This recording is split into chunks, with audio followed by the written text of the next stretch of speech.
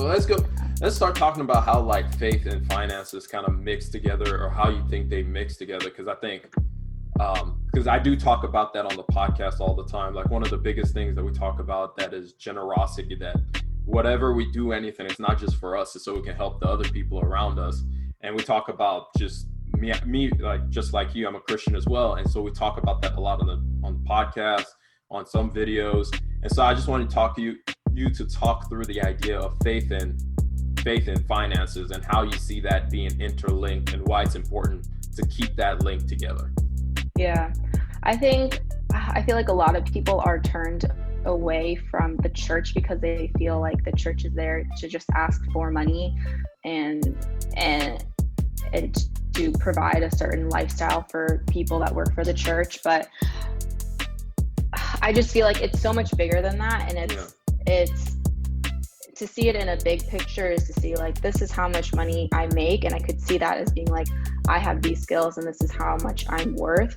But overall, it's actually like, God has given me this much money, and he's given me this much money to manage in order to glorify him. And that doesn't necessarily mean that I donate all of my money to a charity or a church or some cause.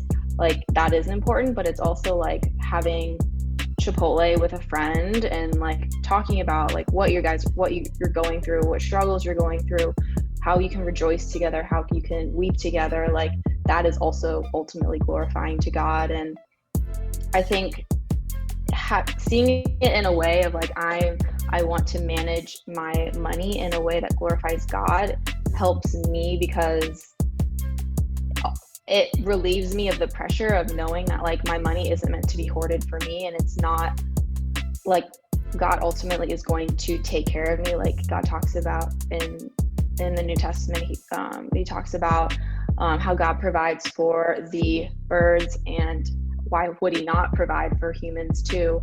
And so I ultimately know, like, no matter how I spend my money, but I ultimately know that like the Lord is always going to take care of me. And so that frees me up to be more generous with my money and spend it on people who may not be able to buy certain things or give more than a normal person would, because that's ultimately what I want to. My heart and how I spend my money is a reflection of my heart and the stage of my heart.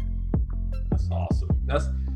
I love stuff like that. One of the things that you just said that like I think we miss a lot of the times is just the idea of like just going to Chipotle with a friend and having a meal and sitting down and talking with them about like, hey, this is what's happening in life. And those opportunities that present themselves that we otherwise, if we don't manage our money properly, or if we don't handle our finances properly, we may not be able to have those opportunities to even share our faith with other people, or even give. If somebody's your friend just shows up and is like, hey, I had a bad day, my flat tire is down, it's like, all right, here's some cash to help you through this thing, or something like that. And I think we make it more bigger in a sense, like, hey, if I'm not saving the world, then I'm not really doing anything. And it's like, sometimes we just got to do what we can actually do and what's right in front of us, rather than trying to be Superman, and instead just let God do his thing while we just do our little part. Yeah, I like that. The little things. Yeah. That's cool.